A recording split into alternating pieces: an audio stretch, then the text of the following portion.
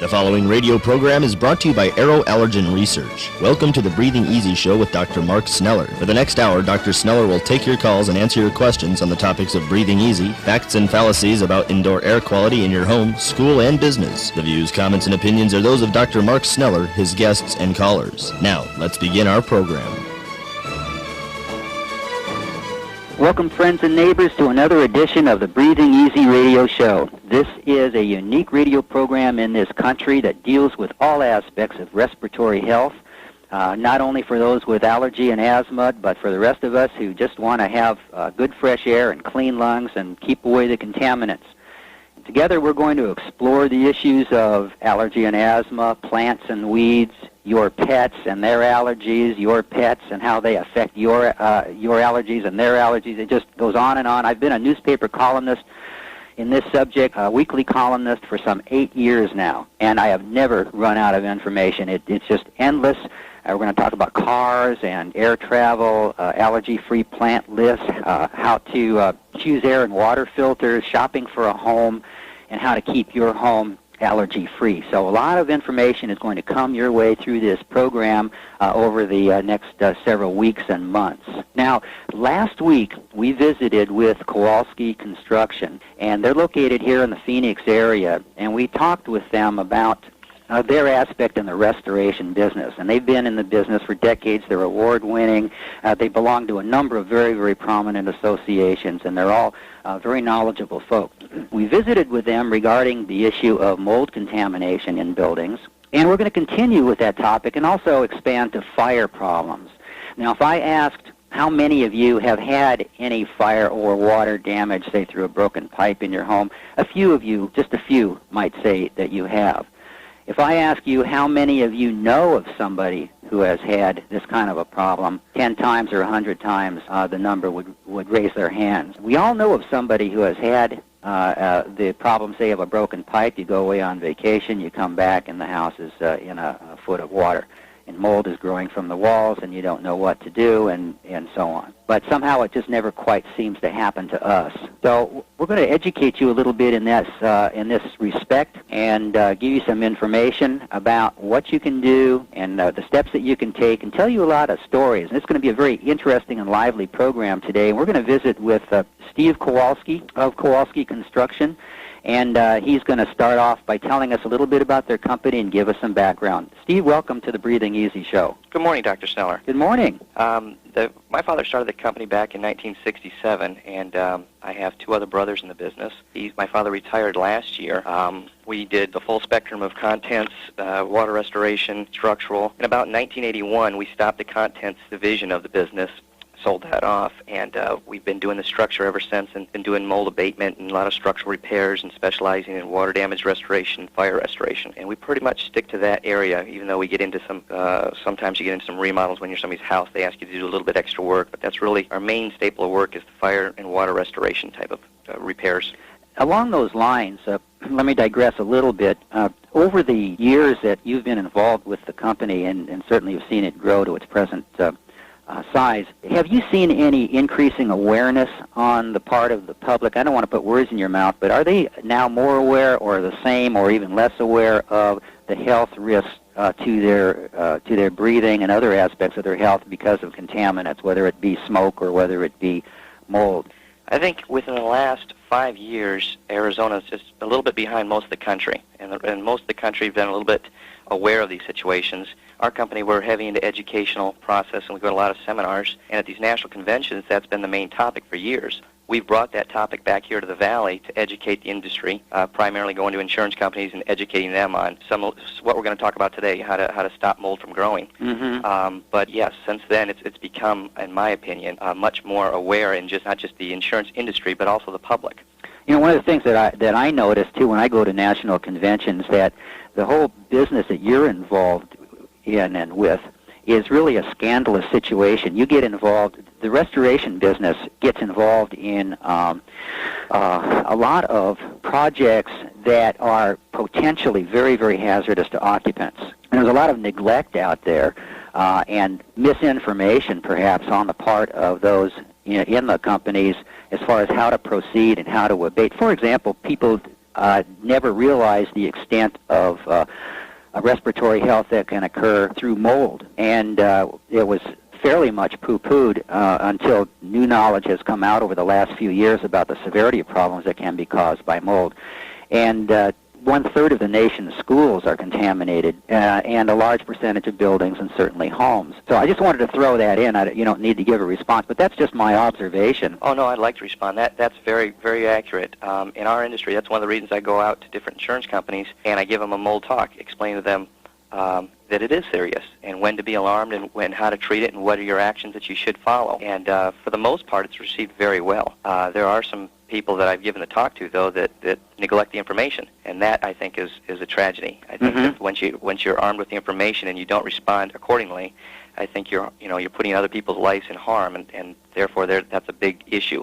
On the other side, I see where people that I've given the talk to that have the information have people that have a small water damage that doesn't really create a health hazard, try to escalate it, and then those adjusters are somewhat able to respond in a way so they can help mitigate the damages so this loss doesn't escalate dollars or health-wise, and they have somewhat of an information. So there is a little bit of a balance there. Yeah, I've seen both extremes as well, because I'm in the abatement business and the indoor air quality business, so I guess we could say your counterpart. And I'll come in either before or after you go, you meaning reconstruction folks, and assess the amount of damage and contamination. And I've seen it from two aspects. One, where the public needs more education, and they think that a small amount of damage has created massive amounts of mold, and in fact there is none. And on the other hand, I have seen a great deal of damage inside of homes where the insurance company has dragged their feet to the extent that they've wound up paying millions of dollars in damages, not only to the structure, but mostly to the occupant who has been at health risk. So it goes both ways. Absolutely. Absolutely. Why don't you tell us a little bit about the kinds of things that you talk to insurance companies about, and give our listening audience some clues as to what to look for preventive medicine, if you will. Certainly. The first thing I like to let them know is the identification of mold. What are you looking for? Sometimes it's not visible. Sometimes you're going to open up a door and you're going to get that earthy odor smell. Mm-hmm. Well, that's one of the first indications that it could be growing in the wall cavity itself, not visibly externally where you can see the drywall, but it could be in that cavity, and that's one of your first signs. If you do see it, it can have many colors, from fluorescent colors all the way through black, green, brown, any type of colors. It could be dull, it could be shiny. But it could smell faintly like alcohol or have that earthy odor to it. After you've identified that something might be up, oftentimes there's a water loss and people don't even know it. There's a small leak behind a wall, just a drip over a period of time, and there's no flood, there's no wet carpet, and people open up the closet and just think, oh my gosh, something's going on there. They open Does this happen, these slow drips happen with the polybutylene plumbing that's been installed? We talked about last week. They'll burst often, as well as they'll have a very small leak. That's become a large issue here. That's in a tremendous amount of structures here in the valley, and those pipes they just continuously burst. There's been a class action lawsuit to get those replaced in many structures, and their polybutylene has paid for many of those repipes, but there's still just a ton of those buildings out there, apartment buildings, residents, just filled with this polybutylene, and it'll just continuously leak. I mean, we do these mold jobs on a daily basis where it's the polybutylene. You know, it's interesting because I have had people tell me that just flat out that there is no mold problem here in the desert Southwest. Sure. And I don't know how long I spend trying to correct them, but they've got their mind made up. And in point of fact, they keep companies like yours going day and night, literally. Now, let's go back to what we were talking about.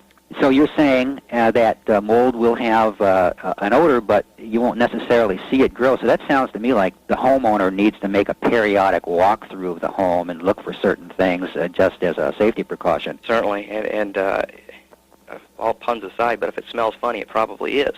Uh-huh. So, that's just an awareness that you want to have in your mind that if something all of a sudden starts to smell, and it may grow very slowly over a period of time. Mold, once it's established, some molds, and this is a conservative number, grow at 10 to 1 per day. That's an enormous rate. So you might walk in for in our climate here, you're going to go in that closet, pick out that jacket, and you may not put that, you use it for a day, and you may not go back for another week. Well, in another week, you're going to have a completely different fragrance. And I'm polite by saying fragrance because it's an odor. Mm-hmm. It's certainly going to be something that's going to stand out. Well, that's going to be something alarming. You should then do a little bit of especially if exploratory... it's going to trigger an asthma attack, because we know that asthma is triggered by the smell of mold as well as other Absolutely. other smells. And see, what is confusing to people is somebody with asthma is going to walk in there and have an asthma attack. Well, myself, I don't have asthma. I'm going to walk in, and I'm going to be fine. Mm-hmm. I'm not going to have any reaction. And that's what is confusing with many insurance people. They say, in the past, they'd say, well, I don't certainly have any problems. I'm okay. Yeah. And this poor person here is choking to death. Yeah. And now that they're becoming more educated, that they're getting a little bit aware of that. So really, mold growing in the inner wall spaces, at least from my experience, is that odor is going to find its way into the home one way or another. Absolutely. It's also another perfect place is behind cabinets with plumbing, anything, sinks, your kitchen sink, islands with a sink, when they're butt up against walls. How often do you open up your vanity below? Not often. Yeah. And so that earthy odor isn't going to be something that's detectable immediately. And sometimes, too, when the humidity is very, very high in a home, it's highest behind that bookcase, between the bookcase and the wall. Certainly. And sometimes a periodic inspection back there with a flashlight wouldn't hurt either. Certainly. Especially if you're running a swamp cooler. Well, we're coming on to a break, folks, and we're visiting with Steev Kowalski of Kowalski Construction, and he's going to tell us how to check the home for mold and a little preventive maintenance for us to keep the home intact and keep your breathing intact. And he's going to tell us some stories, too, when we get back. So take a break. Right back with you. Thank you. The Breathing Easy Show and Dr. Mark Sneller will return after these short messages.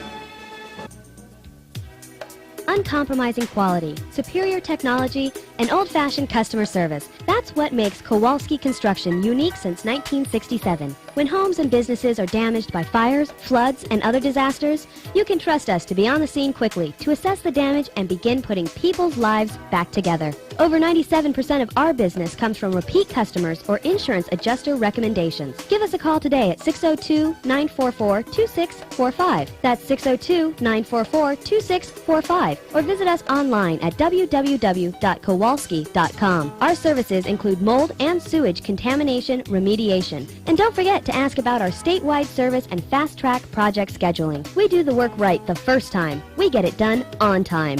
Simply, we put your mind at ease. We're Kowalski Construction. Call now, 602-944-2645. Our reputation guarantees that we will stand behind our work long after the job is done. Call now. It's time for more of the Breathing Easy Show with Dr. Sneller and his guests. Welcome back to the Breathing Easy radio program, broadcasting from 50,000 watt KFNX radio, right here in the greater Phoenix metropolitan area, serving some 4.2 million potential listeners, reaching to Prescott, Casa Grande, Tucson, and of course, Phoenix and its attendant cities. We're visiting with Kowalski Construction and Steev Kowalski, one of the owners of the company. We're talking about mold right now and how to check your home over to prevent future problems. So I'm going to turn it back to Steev and let him talk about conditions for mold growth, and he's going to tell us a few stories. Steev? Okay. It primarily needs three things. Mold needs three things in order to thrive or live. It needs a water source, and that can be humidity levels at even above 70%. To soaking wet materials. It needs the correct temperature, and in our desert climate, that generally ranges between 40 to 100, but certainly mold can grow even as low as 32. We don't generally experience that in the desert. And then the food source, anything organic, and that's the kicker. It can grow off of anything organic, which is just about everything, folks. What helps it speed up its growth is low light levels, but it's not necessary for it to grow, and air circulation. Low air circulation certainly will enhance its growth, but certainly will not. It's not necessary for it to live. Once any of those top three, the water, temperature, food source, is terminated, so is the mold. So what I preach is people need to focus on those three things. Mold can be stopped entirely if those three things are taken care of within the first 24 hours. And what has to happen is 24 hours is a very short period of time from when that pipe bursts or that roof leaks or whatever happens that gets that water inside that property. You have to remove the water from the site. You have to remove the wet materials. Real important factor here is that certainly they'll dry out the carpets, they'll put fans down, but if you have soaking wet insulation in the walls, that's certainly retaining the moisture, and it's slowly dissipating humidity back into the moisture, back into the element, and it's going to continue to stay wet for more than 24 hours. Like I said, it can grow from humidity or soaking wet. You're just going to get a different range of, or different type of mold that's going to grow. Oftentimes you have to strip out that insulation in the walls. You have to get rid of that insulation, and you're always going to have it in your exterior walls. That's standard building practice. Many custom homes and many homes have it around their bathrooms. They use insulation interior for soundproofing. Cellulose insulation will say, folks, ours doesn't grow mold. Well, that's true, but the issue is it's keeping it moist. It's keeping it wet. And if you don't dry that structure out 24 hours, you're going to have problems. You're going to grow mold.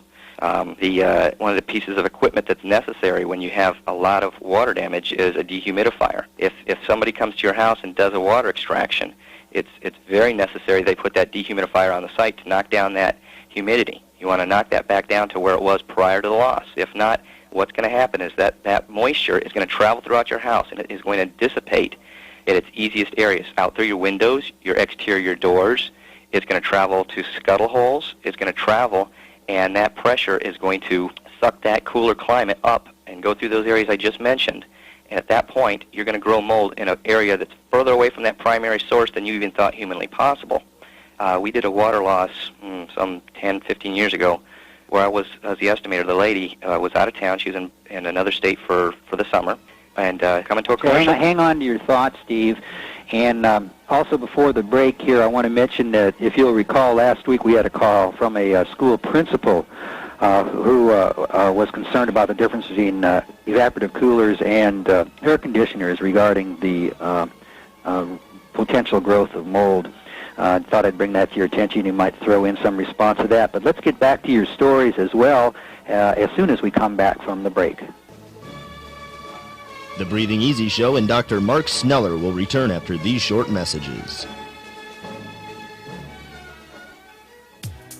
Uncompromising quality, superior technology, and old-fashioned customer service. That's what makes Kowalski Construction unique since 1967. When homes and businesses are damaged by fires, floods, and other disasters, you can trust us to be on the scene quickly to assess the damage and begin putting people's lives back together. Over 97% of our business comes from repeat customers or insurance adjuster recommendations. Give us a call today at 602-944-2645. That's 602-944-2645. Or visit us online at www.kowalski.com. Our services include mold and sewage contamination remediation. And don't forget to ask about our statewide service and fast-track project scheduling. We do the work right the first time. We get it done on time. Simply, we put your mind at ease. We're Kowalski Construction. Call now, 602-944-2645. Our reputation guarantees that we will stand behind our work long after the job is done. Call now. It's time for more of the Breathing Easy Show with Dr. Sneller and his guests. Welcome back to 50,000 watt KFNX. You're listening to the Breathing Easy radio program, and this program is all about allergy and asthma, respiratory health, and all the factors that affect it, and what you can do and what I can do to lessen our threats. And we're visiting today with Steve Kowalski of Kowalski Construction, and he's talking to us about mold in the home and how to inspect for mold and how to protect yourself from water damage. Steve, you're on. Okay, I was touching on a story of a customer of ours. There's a lady, elderly lady, who was out of the valley for the summer, and she got a call from a neighbor that water was running out of her house, so they shut off the water, which, by the way, is always a good idea to do that when you're leaving town for an extended period of time, or even for a short period of time, to go ahead and turn off the water unless you have to have it for your planting. I mean, you can certainly have a shut-off valve and still turn off the water inside the house and still run your sprinkler systems in the exterior. Anyways, this person didn't do that, and she had come back to a house, and this was the worst case that I had seen to date. She was gone for 3 months, and I would venture to say that property had been wet for 3 months. It looked like fur, and the mold was the entire walls were just absolutely looked like somebody had fur wallpaper. Every content, every item she owned was totaled, had to be destroyed. She lost everything: wedding albums, baby pictures, sentimental things you can't replace. We had the easy part of rebuilding her structure. Certainly we could put back new drywall cabinets, doors, windows, everything. People wore respirators, I'm assuming. Absolutely. One of the key things that happened at this house, though, she had water damage in the front part of the house, and in the furthest point from this house, she had a tremendous amount of mold growth on one area of the ceiling, her scuttle hole. And matter of fact, I have pictures of that. It was just such a great example of what the humidity will do. But the humidity, the vapor pressures, went to a cooler climate, which was actually in the attic because there was less humidity up there. So it pushed through the scuttle hole. There's no insulation on it. The scuttle hole is the access into your attic. Okay. And that was in a closet, and the closet door even was closed. So this vapor pressure found its way to through this closed door in the back of the house, up into the attic, and by it traveling through this hole, this piece of drywall was in place, so the scuttle hole was not visible. I mean, it wasn't an open cavity into the attic. But as it traveled in there, the moisture from the humidity got onto the drywall itself, giving it the water that I talked about, and the conditions were right. It had the food source. It was organic material. The humidity was there, and the temperature was there. So it was thriving, and we had an extreme amount of mold up on this attic in the furthest point from this property. The rest of the walls certainly had it, but the ceilings were very, very little had grown up 8 foot. I mean, there was areas where it was close to 8 foot, but this one closet was just covered. And that example just points out, as I spoke earlier, about the other areas that you need to take a look for. And this can happen on a much smaller scale. Like I say, your exterior doors, your exterior windows, those areas that lead to a different climate are going to basically suck that humidity out that area and possibly be in a typical place where it can grow the furthest place from the actual water source. That's just called a secondary water damage. It has nothing to do with where the water came in with, but it's certainly related to the actual bursting pipe in this case. It was a traumatic experience. We do fire restoration as well, and I've seen total houses absolutely destroyed. And you see a lot of homes that look absolutely destroyed that certainly can be rebuilt. This was as bad as any fire I've ever seen. Yeah. This was absolutely as bad. We had to basically start over. There was nothing salvageable. There was that much mold contamination in this property. She lost everything.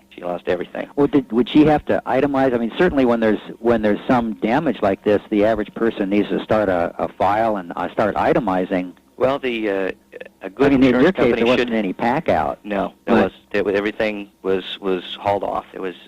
She really wasn't. We didn't want her to do the inventory personally, right, just because the health considerations. Right. A good insurance company will provide that service to their insured. They'll go ahead and pay somebody to go ahead and inventory their items and articles, and generally provide them the access to view those items. Well, don't you handle cases like that a little differently than other restoration companies? Oh, certainly. In terms of your approach? Yeah, we'll go ahead and put the respirators on, put people in the Tyvek suits, approach it from a chemical situation where we don't want any of our people as well as the customer to be too exposed to this. Mm-hmm. And therefore, we're going to be a little bit more cautious depending on the count of the mold. See, we're going to first determine by having somebody like yourself come out and make a test determining what type of mold, how much it is, and should we be alarmed. That's really the second step. The first is getting rid of the water damage. The second step is getting somebody in like yourself that can do some professional readings, air sampling, bulk samples, and then quantify what is there and how to mitigate, how to remove, do the remedy as far as getting rid of the mold if in fact it needs to be abated. So that's really the next step that has to happen. After that, generally I won't even come on a site until I know that factor. I'm not unless if I do, I'm coming on with a respirator. So I won't even put myself in that kind of danger. Mm-hmm. Just for the fact is I'm exposed to it all the time. My elevated levels of whatever types of mold are certainly going to be more at risk than somebody that's not around it that much. Since I'm around it often, daily, I have a bigger exposure to becoming ill or sick myself than somebody that's not commonly around it. So I think I used to teach units like on that at the university level, and I can think of a half a dozen different types of diseases that you could come down with. So I'm certainly in understanding of what you're saying there. Absolutely. The other real important factor is that when people finally do that dry out, they have a company comes in, put in the blowers, put in the dehumidifiers.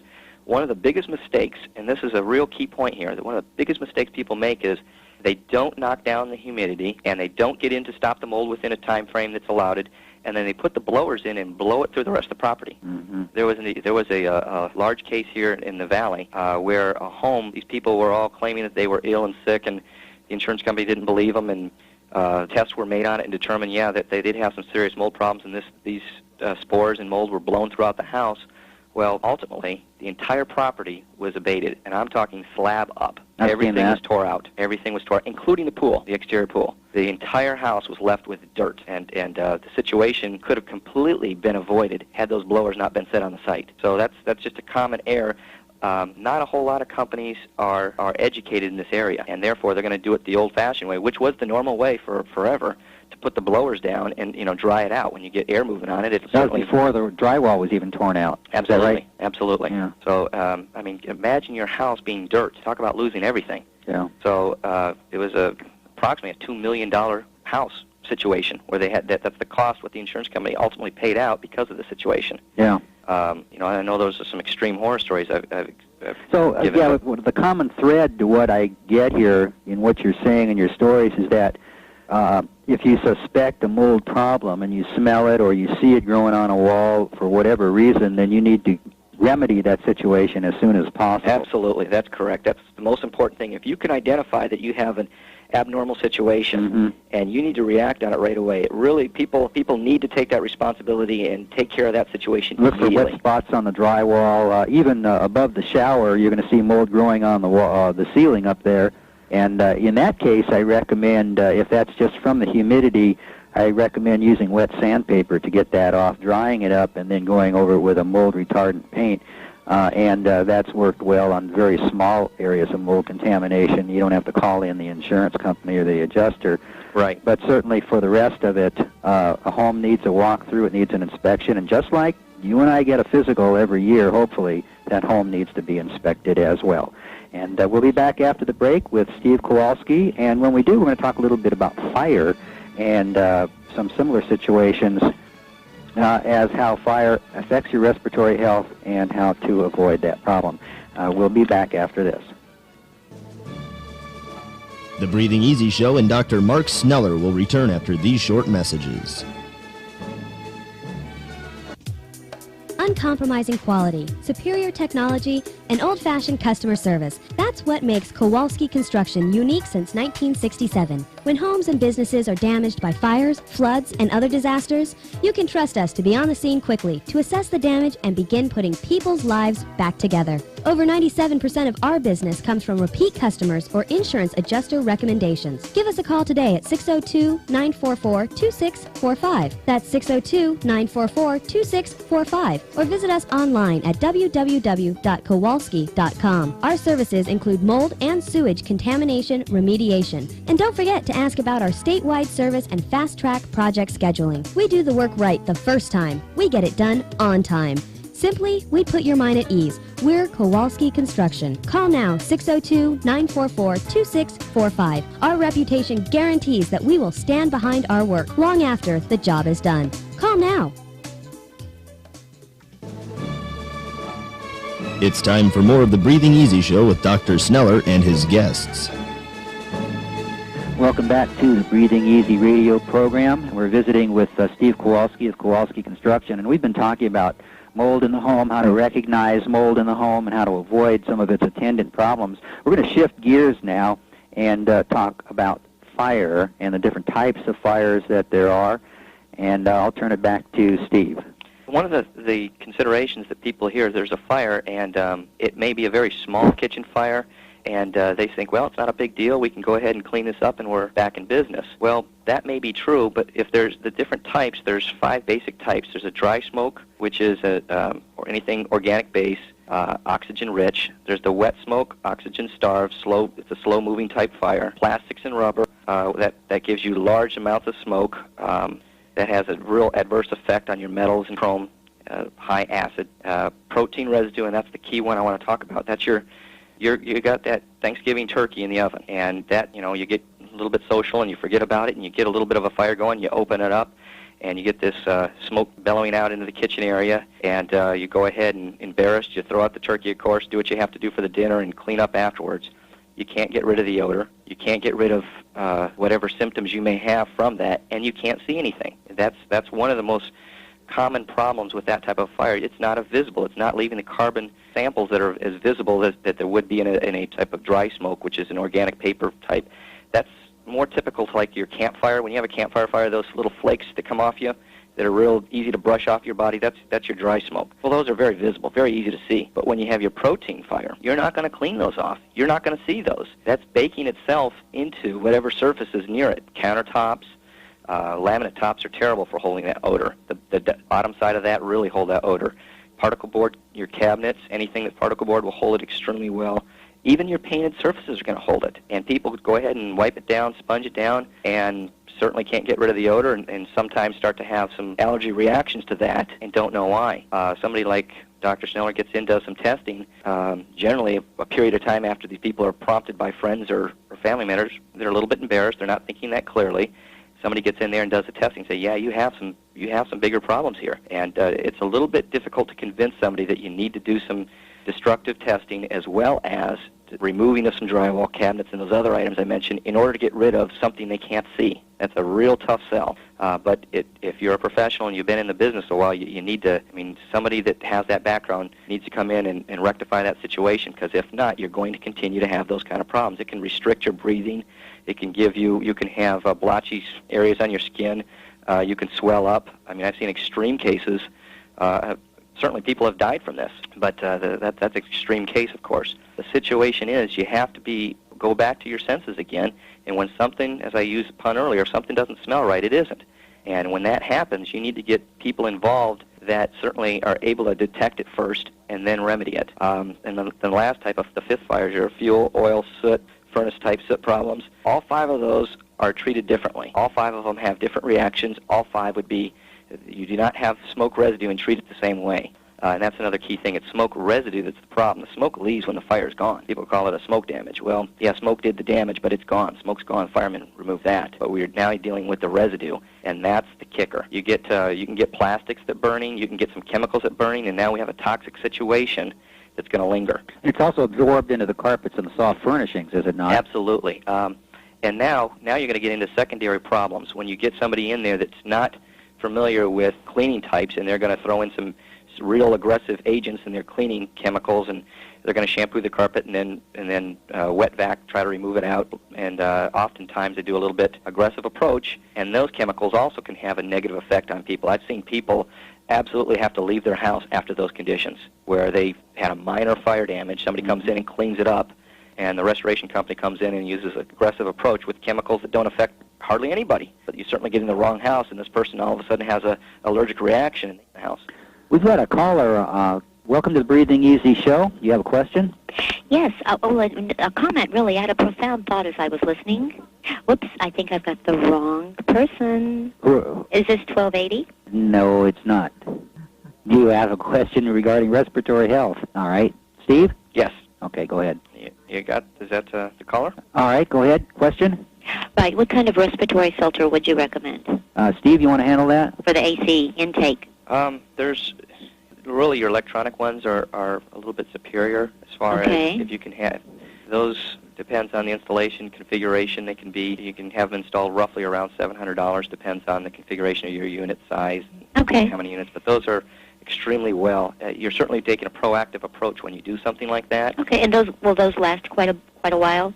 Certainly. And if you have just the regular filters, which most people do, and most people don't, there are different, and there's a lot of filter commercials on TV, and the ones with the high efficiencies are really what you're after. The more cut down the particles. Although it is very crucial that any type of filter is removed at its recommended date. Most of your filters you can buy at any home center should be done once a month. Right, especially during the summer or high usage, right? Absolutely. All right, very good. And you'll give out your number for your company during the show? Certainly. Okay, thank you, sir. Thank you.